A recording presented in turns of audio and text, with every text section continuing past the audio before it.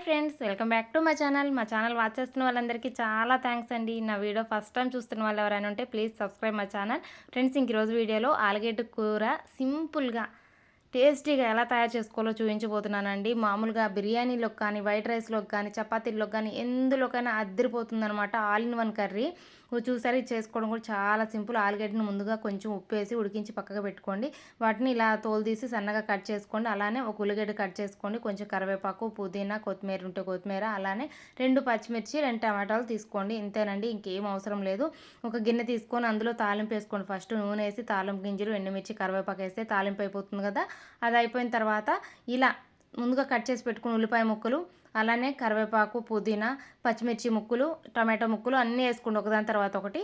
మళ్ళీ ముందుగా ఉడికించి పెట్టుకున్న ఆలుగడ్డ ముక్కలు ఇవన్నీ వేసిన తర్వాత రుచికి సరిపడా ఉప్పు, అలానే సాంబార్ పౌడర్ అనగానే మీరు మామూలుగా మనం సాంబార్ చేసుకునే పౌడర్ కాదండి. ఇది వెజ్ కానీ నాన్ వెజ్ కానీ మంచి టేస్ట్ రావాలంటే ఈ పౌడర్ వేసుకోవాలి. పసుపుకు బదులు ఇది వాడతాను నేను. అది ఎలా తయారు చేసుకోవాలో తెలుసుకోవాలంటే నా ఛానల్ సబ్స్క్రైబ్ చేసుకొని నా పాత వీడియోలోకి వెళ్ళి చూస్తే మీకు అది ఎలా తయారు చేసుకోవాలో కూడా చూపించాను.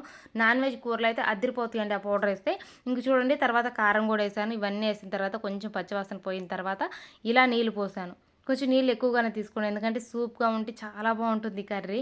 నాన్ వెజ్ కర్రీ కూడా పనికిరాదండి దీని ముందు, అంత అద్భుతంగా ఉంటుంది. చూసారా, నీళ్ళు పోసిన తర్వాత ఇలా ఉడకనియండి. జస్ట్ ముందుగా అన్నీ ఉడికించి పెట్టుకున్నాం కాబట్టి ఎక్కువ టైం కూడా తీసుకోదండి. ఒక్క 5 నిమిషాలు ఉడికితే చాలు. తర్వాత ఇలా మసాలా పౌడర్. ఈ మసాలా ఏంటి అనుకుంటున్నారా?